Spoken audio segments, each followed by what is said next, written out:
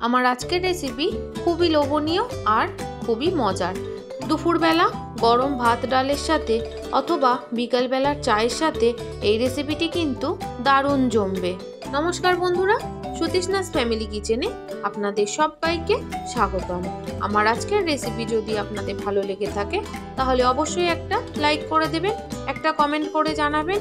আর যদি চ্যানেলে নতুন বন্ধু হয়ে থাকেন তাহলে প্লিজ বন্ধুরা চ্যানেলটি সাবস্ক্রাইব করে পাশে থেকে যাবেন। আর বন্ধুরা পাশে থাকা বেল আইকনটি অবশ্যই প্রেস করে দেবেন। তাহলে চলুন বন্ধুরা আর বেশি দেরি না করে ঝটপট বানিয়ে ফেলি আজকের এই লোভনীয় রেসিপি। আমার আজকের রেসিপি হলো মুচমুচে আলুর চিপস বা ক্রিসপি পটেটো চিপস।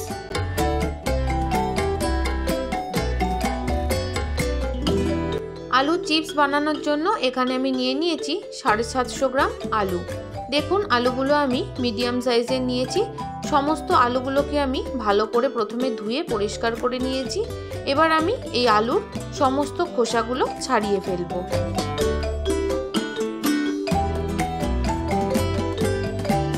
যে সকল বন্ধুরা আজ আমার চ্যানেলে প্রথম এসেছেন প্লিজ বন্ধুরা রেসিপিটি ভালো লাগলে অবশ্যই কিন্তু সাবস্ক্রাইব করে পাশে থেকে যাবেন। সাথে একটা কমেন্ট করে জানাবেন যে রেসিপিটি আপনাদের কেমন লাগলো।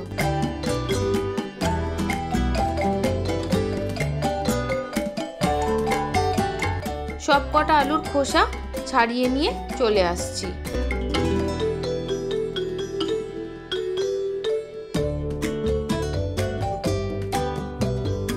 দেখুন বন্ধুরা সব কটা আলুর খোসা ভালোভাবে ছাড়ানো হয়ে গেছে। এই আলুগুলোকে আমি আবারও একবার ধুয়ে নেব।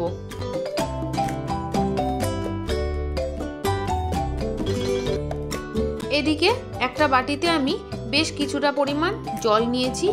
চিপস বানানোর জন্য আলুগুলোকে আমি খুব সরু সরু করে কেটে নেব।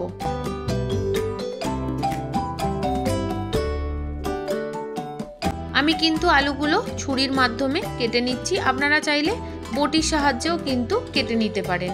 একটা আলু একটু সামনে থেকে আপনাদের দেখিয়ে দিচ্ছি ঠিক কিরকম পাতলা করেছি। এবার আমি সরু সরু করে আলুগুলো কেটে নেব।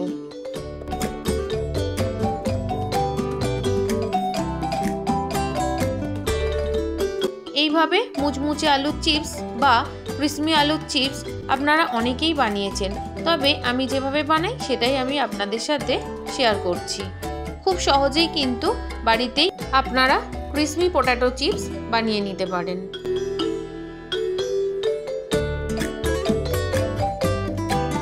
সব কটা আলু আমার কেটে নেওয়া হয়ে গেছে। এবার জল পাল্টে পাল্টে 4 থেকে 5 বার খুব ভালোভাবে ধুয়ে নেব।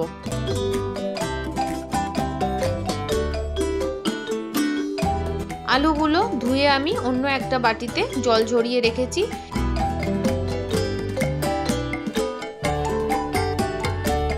এবার এই বাটির মধ্যে আবারও আমি বেশ কিছুটা জল নিয়ে নিয়েছি। এর মধ্যে আমি দিয়ে দেব একটা গোটা পাতিলেবুর রস।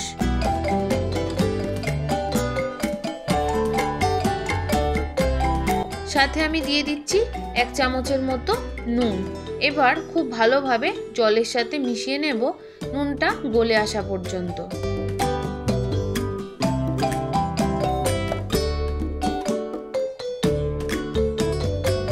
নুনটা ভালোভাবে জলের সাথে গুলিয়ে নেওয়ার পর ধুয়ে রাখা আলুগুলো আমি আবারও এই জলের মধ্যে দিয়ে 30 মিনিটের জন্য ভিজিয়ে রাখবো।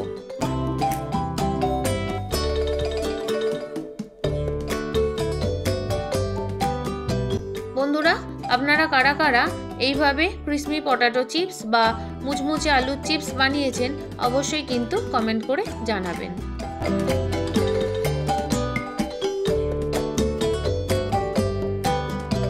তিরিশ মিনিট ভিজিয়ে রাখার পর জলটা আমি খুব ভালোভাবে ঝরিয়ে নেব।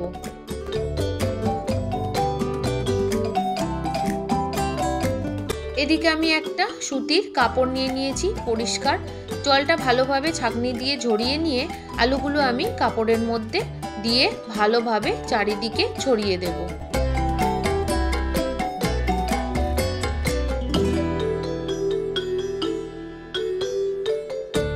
সমস্ত আলুগুলো দিয়ে আমি ভালোভাবে ছড়িয়ে শুকনো হয়ে আসা পর্যন্ত মেলে রাখবো।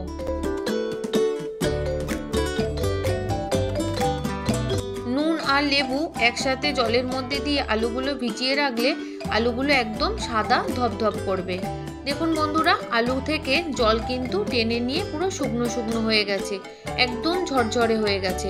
এবার আলুগুলো আমি একটা থালার মধ্যে তুলে নেব।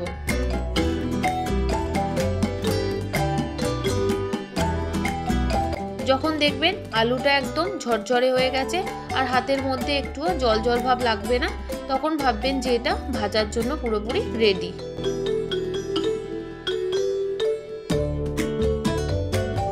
এদিকে কড়াইতে সাদা তেল খুব ভালোভাবে গরম করে নিয়েছি।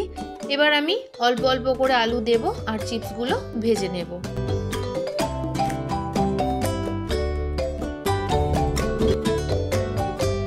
এই চিপসগুলো বানানোর জন্য প্রথমে গ্যাসের ফ্লেমটা বাড়িয়ে তেলটা খুব ভালোভাবে গরম করে নিয়ে তারপর মিডিয়াম আঁচে চিপসগুলো ভেজে নিতে হবে।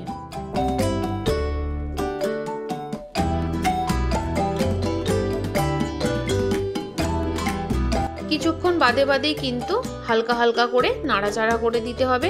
আর আপনারা দেখে বুঝতেই পারছেন আলুগুলো কিন্তু তেলের মধ্যে ভেসে উঠেছে।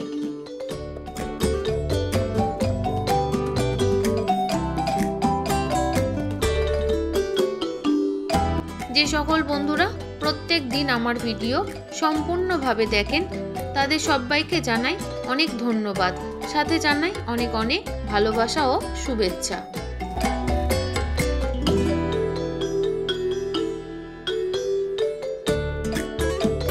দেখুন বন্ধুরা, চিপসের রং কিন্তু অনেকটাই বদলে গেছে। অনেকে একটু হালকা হালকা ভাজা পছন্দ করে, আবার অনেকে একটু লাল লাল ভাজা পছন্দ করে। তাই আপনাদের যেরকম পছন্দ হয় আপনারা সেই অনুযায়ী ভেজে কিন্তু তুলে নেবেন। আমি একটু লাল লাল করে ভেজেছি।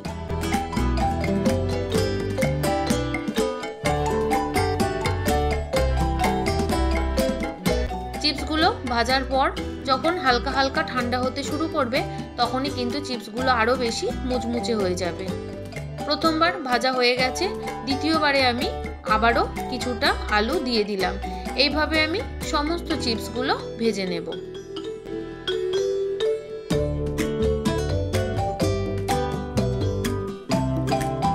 দুপুরবেলা গরম ভাত ডালের সাথে বা বিকেলবেলা চায়ের সাথে এই চিপসগুলো কিন্তু ভীষণ ভালো লাগবে। অবশ্যই কিন্তু আপনারা এইভাবে বানাবেন। সমস্ত আলুর চিপসগুলো ভাজা হয়ে গেছে। এটা যাতে আরও একটু বেশি ভালো লাগে তার জন্য আমি এখানে দিয়ে দিলাম 150 গ্রাম চীনা বাদাম। বাদামগুলোকেও আমি একটু মুচমুচে করে ভেজে তুলে নেব।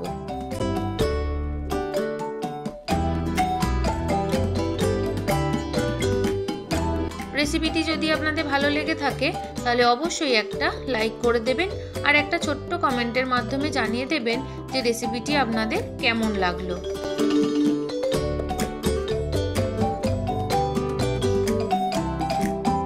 সমস্ত বাদামগুলো ভালো করে ভেজে তেল থেকে ছেঁকে নিয়েছি। এবার আমি কিছুটা কারি পাতা তেলের মধ্যে ভেজে নিচ্ছি।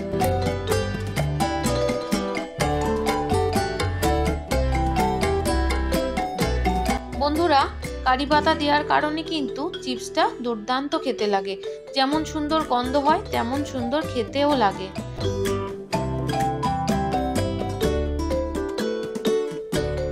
সমস্ত কিছু ভেজে নেওয়া কমপ্লিট। এবার আমি সমস্ত কিছু ভালোভাবে মিশিয়ে নেব।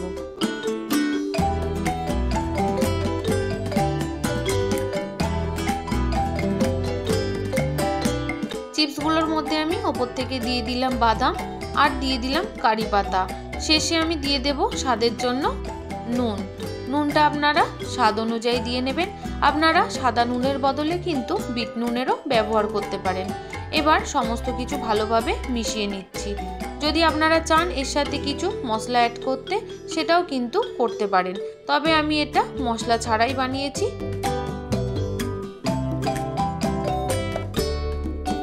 আপনাদের একটু ভেঙে দেখিয়ে দিচ্ছি যে কতটা ক্রিসমি হয়েছে।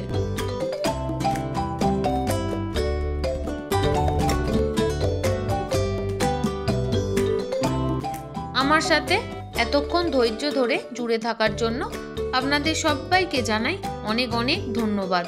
আপনারা সবাই ভালো থাকবেন, সুস্থ থাকবেন। রেসিপিটি যদি খুব ভালো লেগে থাকে তাহলে অন্য বন্ধুদের সাথে শেয়ার করে দেবেন। কাল আবারও একটা নতুন রেসিপির সাথে চলে আসছি।